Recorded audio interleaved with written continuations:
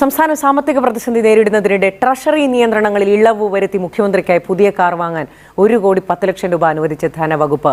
പണ്ടൊരു നാട്ടിലൊരാൾ ദൈവം മതിച്ചു വാണിരുന്നു, മനുഷ്യർക്കെല്ലാം ശാപമായി എങ്ങും മേഞ്ഞിരുന്നു, ദ്രോഹി നാടിനെ കൊന്നിരുന്നു. 10 ലക്ഷം രൂപയിൽ കൂടുതലുള്ള ബില്ലുകൾ പാസാക്കാൻ ധനവകുപ്പിന്റെ പ്രത്യേക അനുമതി വേണമെന്ന ട്രഷറി നിയന്ത്രണം നിലനിൽക്കെയാണ് പുതിയ വാഹനം വാങ്ങാനുള്ള ഇളവ്. 1,10,00,000 അതൊരു വലിയ തുകയായിട്ട് പെരുപ്പിച്ച് കാട്ടി ഇങ്ങനെ മാധ്യമങ്ങൾ വാർത്തയെ വളച്ചൊടിക്കരുത് കേട്ടോ. സംസ്ഥാനം സാമ്പത്തിക പ്രതിസന്ധി നേരിടുന്നുവെന്ന് അതാര് പറഞ്ഞു? അതിദരിദ്രരെ മൈക്രോസ്കോപ്പിലൂടെ നോക്കിയാൽ പോലും കാണാൻ കിട്ടാത്ത ഈ സംസ്ഥാനത്തിന്റെ മുഖ്യമന്ത്രി 1,10,00,000 ഒരു വാഹനം കൂടി സ്വന്തമാക്കുന്നതിൽ എന്താ സ്വാഭാവികതയുള്ളത്? യാതൊന്നുമില്ല. ഒരു വെയിറ്റിംഗ് ഷെഡിന് ഇവിടെ ചെലവാക്കുന്ന തുക എത്ര? അടങ്കൽ തുക 6 ലക്ഷം, 7 ലക്ഷം, ചിലപ്പോൾ 10-15 ലക്ഷം വരെ പോയേക്കാം. എന്നാൽ ലൈഫ് ഭവന പദ്ധതി പ്രകാരം 4 ലക്ഷം രൂപയാണ് ഒരു വീടിന് കൊടുക്കുന്നത്. ഇങ്ങനെ ഈ ഒരു വ്യത്യസ്തതകളാൽ സമ്പന്നമായിട്ടുള്ള സംസ്ഥാനമാണല്ലോ നമ്മുടേത്. അതുകൊണ്ട് തന്നെ 2,000 രൂപ പെൻഷൻ കിട്ടിയിട്ട് മരുന്ന് വാങ്ങാൻ കാത്തിരിക്കുന്ന സമ്പന്നരുള്ള ഈ നാട്ടിൽ മുഖ്യമന്ത്രിക്ക് ഇതാകാം. എൻ്റെ ഒരു അഭിപ്രായത്തിൽ ഇടയ്ക്കിടയ്ക്ക് വിദേശ രാജ്യങ്ങളിലേക്ക് അത്യാവശ്യമായി വെച്ച് പിടിക്കേണ്ടി വരുന്നതിനാൽ ഒരു വിമാനം കൂടി സ്വന്തമായിട്ട് വാങ്ങിക്കണം എന്നുള്ളതാണ്. അതിലും തെറ്റില്ല. അതുമാത്രമല്ല, കേരളത്തിലൂടെയുള്ള യാത്രകളാണെങ്കിലും സുഗമമായി നടത്താമല്ലോ വിമാനമാവുമ്പോൾ. കുഴികളിൽ വീഴുമെന്നുള്ള പേടി വേണ്ട. ഒരു കമ്മ്യൂണിസ്റ്റ് മുഖ്യമന്ത്രി എന്നുള്ള നിലയിൽ കുറച്ചുകൂടി ഒരു ആഡംബരം കുറയ്ക്കണം എന്നുള്ള മോഹത്താലാണ് 1,10,00,000 രൂപ ഈ ഒരു സാമ്പത്തിക സ്ഥിതിയിലും ട്രഷറി നിയന്ത്രണം ഏർപ്പെടുത്തി മുഖ്യമന്ത്രി വാങ്ങിച്ചെടുക്കുന്നത്. തൊഴിലാളി ഐക്യം സിന്ദാബാദ് എന്ന് ഉറച്ചു വിളിക്കാൻ അടിമകൾക്കൊരു അവസരം കൂടി തുറന്നു വെച്ചിരിക്കുകയാണ് ഈ കമ്മ്യൂണിസ്റ്റ് മുഖ്യമന്ത്രി. ഈ കേരളത്തിലെ വിവരവും ബോധവുമുള്ള ജനങ്ങളെ വെല്ലുവിളിക്കുകയാണെന്നും അവർക്ക് നേരെ കോക്രി കാണിക്കുകയാണെന്നുമൊക്കെ നിങ്ങൾക്ക് തോന്നിയേക്കാം. പക്ഷെ അങ്ങനൊന്നും അല്ല. കുട്ടനാട്ടിൽ ഇതാ ഇപ്പോൾ ഇന്നലെയും വാർത്ത കണ്ടു. നെല്ലൊക്കെ കിളിർത്ത് അത് നശിച്ച് കർഷകർ ആത്മഹത്യയുടെ വക്കിൽ നിൽക്കുന്നു. അതല്ലാതെ ഒരു ലിസ്റ്റ് എടുത്താൽ കേരളത്തിൽ ഇല്ലാത്ത പ്രശ്നങ്ങളില്ല. അപ്പോൾ ഇതിനൊക്കെ ഇടയിലും എങ്ങനെ സ്വന്തം കാര്യം നോക്കി സന്തോഷമായിട്ട് മുന്നോട്ട് പോകാം എന്ന മാതൃക തൊഴിലാളികൾക്കുൾപ്പെടെയുള്ളവർക്ക് കാണിച്ചു കൊടുക്കുക മാത്രമാണ് നമ്മുടെ ബഹുമാനപ്പെട്ട മുഖ്യമന്ത്രി ചെയ്യുന്നത്. കോടികൾ പൊട്ടിച്ച് ഒരു കക്കൂസ് വണ്ടി ഇറക്കിയപ്പോഴും നാട്ടുകാരതിനെ വിമർശിച്ചു. പക്ഷേ അന്നേ ക്രാന്തദർശികളായ കമ്മ്യൂണിസ്റ്റ് നേതാക്കൾ, മുഖ്യമന്ത്രി ഉൾപ്പെടെയുള്ളവർ പറഞ്ഞതെന്താണ്? അത് നമ്മുടെ നാടിന് ഒരു സ്വത്താണ്, ഒരു ആസ്തിയാണ്. അത് വെച്ച് നമ്മൾ ഇനി മുന്നോട്ട് സാമ്പത്തിക കാര്യങ്ങൾ റോള് ചെയ്യും, അല്ലെ? നമ്മളിനി കേന്ദ്രത്തിൽ നിന്ന് കടം വാങ്ങിക്കാതെ കോടാനുകോടികൾ ആ ബസ് വെച്ചാണ് ഇനി സമ്പാദിക്കാൻ പോകുന്നതെന്ന് പറഞ്ഞു. അതുപോലെ നടന്നില്ലേ? ആ ബസ് ഉള്ളത് കൊണ്ടല്ലേ നമ്മുടെ സാമ്പത്തിക മേഖല ഇപ്പോൾ പിടിച്ചു നിൽക്കുന്നത് തന്നെ. ഇനിയിപ്പോൾ ഇത്രയും വലിയ തുക കൊണ്ട് ഒരു അന്തർവാഹിനി വാങ്ങിച്ചാലും എല്ലാം ജനങ്ങളുടെ നന്മയ്ക്ക് വേണ്ടിയല്ലേ എന്നാലോചിച്ച് നമ്മളൊക്കെ ഒരു നെടുവീർപ്പിട്ട് വീണ്ടും ചെന്ന് കുത്തിക്കൊടുക്കുക. കാരണം അടുത്ത തവണ വീണ്ടും തുടരുമെന്നാണല്ലോ പറഞ്ഞുകൊണ്ടിരിക്കുന്നത്. അപ്പോൾ കുറച്ചുകൂടി ശരിയാക്കാനുണ്ട് എന്നാണ് പറയുന്നത്. ആ കുറച്ചുള്ളതും കൂടി ശരിയാക്കാൻ വേണ്ടി കുത്തിക്കൊടുക്കണം. കേരള രാജ്യത്ത് വിളയുന്ന വയലെല്ലാം നമ്മുടേതാണ് പൈങ്കിളിയെ. അതെല്ലാം കൊയ്തെടുത്ത് മെതിച്ച് തിന്ന് സുഖിക്കാനുള്ള അവകാശം നമ്മുടേതാണ് പൈങ്കിളിയെ. അപ്പോൾ പൈങ്കിളികളുടെ കടമ എന്താണ്? തമ്പ്രാൻ തിന്ന് മതിക്കുന്നതും കൊഴുക്കുന്നതും കണ്ട് മുണ്ട് മുറുക്കി ഉടുക്കുക. കുട്ടികളുടെ വിദ്യാഭ്യാസ ആവശ്യങ്ങൾക്കായി കേന്ദ്രം തരേണ്ട ഫണ്ട് തരാത്തതിനാൽ പല കാര്യങ്ങളും മുടങ്ങിക്കിടക്കുന്നു. അംഗൻവാടിയിലാണെങ്കിൽ കുട്ടികൾക്ക് റേഷനരിയുടെ ബിരിയാണിയാണ് ഉണ്ടാക്കി കൊടുക്കുന്നതെങ്കിലും അതിലുപയോഗിക്കുന്ന മുട്ട പോലും അംഗൻവാടി ടീച്ചർമാർ കയ്യിൽ നിന്ന് പണം ചെലവാക്കി വാങ്ങിക്കുന്നു.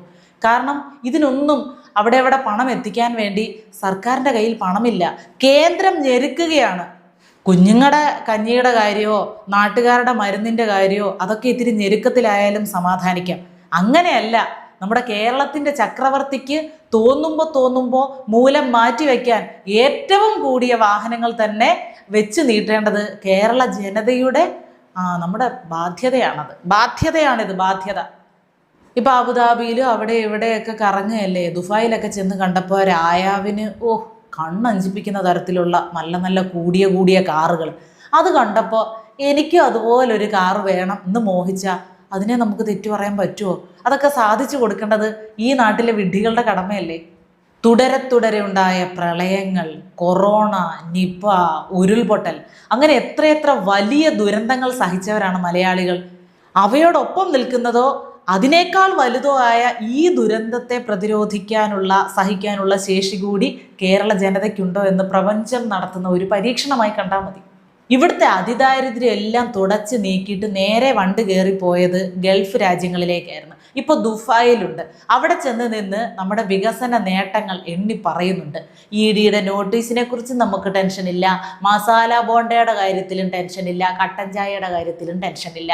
നമുക്ക് കിട്ടിക്കൊണ്ടിരിക്കും, നമ്മൾ വാങ്ങിച്ചുകൊണ്ടേയിരിക്കും, നാട് മുടിഞ്ഞുകൊണ്ടേയിരിക്കും.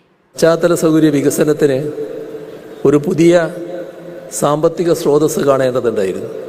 സ്വാഭാവികം. ഇത്തരം വലിയ വലിയ ആവശ്യങ്ങൾ ഇങ്ങനെ തുടർച്ചയായിട്ട് പ്രവാഹം പോലെ വന്നുകൊണ്ടിരിക്കുമ്പോൾ നമുക്ക് പുതിയ വലിയൊരു സാമ്പത്തിക സ്രോതസ് കണ്ടെത്തേണ്ടി വരുമല്ലോ. ഒരു 2 മാസം കൂടുമ്പോൾ ഓരോ കോടി രൂപ വണ്ടിക്കൊക്കെ വേണ്ടി എഴുതിയെടുക്കണമെങ്കിൽ നിസ്സാര സാമ്പത്തിക ഉറവിടം ഒന്നും പോരാ. അങ്ങനെ കിഫ്ബിയും ഒരു തുണയായി. 1.5 ലക്ഷം കോടിയോളം രൂപ പശ്ചാത്തല സൗകര്യ വികസനത്തിനായി നമ്മുടെ നാട്ടിൽ ഈ 10 വർഷക്കാലം കൊണ്ട് ചെലവഴിക്കാൻ നമുക്ക് കഴിഞ്ഞിരിക്കുന്നു എന്നതാണ് കാണാൻ നമുക്ക് സാധിക്കുക. കിഫ്ബിയിൽ നിന്ന് 1.5 ലക്ഷം കോടി. എത്ര പൂജ്യം കാണുമോ എന്തോ. പൂജ്യം മാത്രമേ നമുക്ക് അറിയാനുള്ളൂ കേട്ടോ. 1.5 ലക്ഷം കോടിയുടെ വികസനമാണ് ഇവിടെ നാട്ടിൽ നടത്തിയിരിക്കുന്നത്. നമുക്ക് കാണാൻ കഴിയുമെന്നാണ് പറഞ്ഞത്. ഞാൻ മുമ്പ് എപ്പോഴോ പറഞ്ഞിട്ടുള്ളതുപോലെ ഇവരുടെ കണ്ണുകളിലൂടെ നോക്കുമ്പോൾ മാത്രം കാണാൻ കഴിയുന്ന ലക്ഷക്കണക്കിന് കോടിക്കണക്കിന് രൂപയുടെ വികസനം നമുക്ക് കാണാൻ സാധിക്കുന്നില്ലെങ്കിൽ നമ്മുടെയൊക്കെ കണ്ണിൻ്റെ പ്രശ്നമാണ്. അപ്പോൾ ജനങ്ങൾക്കെല്ലാം ഇത്തരം വികസനങ്ങൾ അവരുടെ കണ്ണിൽ കൃത്യമായി കാണാൻ കഴിയുന്ന വിധത്തിലുള്ള ഓരോ കണ്ണടകൾ കൂടി റേഷൻ കടകൾ വഴിയാണെങ്കിലും വിതരണം ചെയ്താൽ ഞങ്ങൾക്കൂടെ അതൊക്കെ ഒന്ന് കാണാമായിരുന്നു. തെളിവുകൾ കേരളത്തിലെ ഏത് ഭാഗത്ത് നോക്കിയാലും കാണാൻ നമുക്ക് സാധിക്കും. കേരളത്തിന്റെ ഏത് ഭാഗത്ത് നോക്കിയാലും 1.5 ലക്ഷം കോടി ചെലവാക്കി നടത്തിയ വികസനം കാണാൻ സാധിക്കുമെന്നാണ് അവിടെ നിന്ന് അവകാശപ്പെടുന്നത്. ഗൾഫിൽ ചെന്ന് നിന്ന് ഈ അവകാശവാദം ഉന്നയിച്ചത് നന്നായി. ഏറ്റവും പ്രധാനപ്പെട്ട വികസനമായിട്ട് പറയുന്നത് റോഡുകളാണല്ലോ. ഇന്നലെ വന്ന ലേറ്റസ്റ്റ് പ്രതികരണം നാട്ടുകാരുടെ ഒന്ന് നോക്കാം.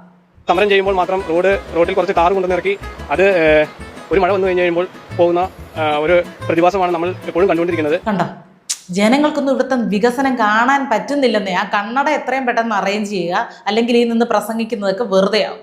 സംസ്ഥാന സാമ്പത്തിക പ്രതിസന്ധി നേരിടുന്നതിനിടെ ട്രഷറി നിയന്ത്രണങ്ങളിൽ ഇളവ് വരുത്തി മുഖ്യമന്ത്രിക്കായി പുതിയ കാർ വാങ്ങാൻ 1,10,00,000 രൂപ അനുവദിച്ച് ധനവകുപ്പ്.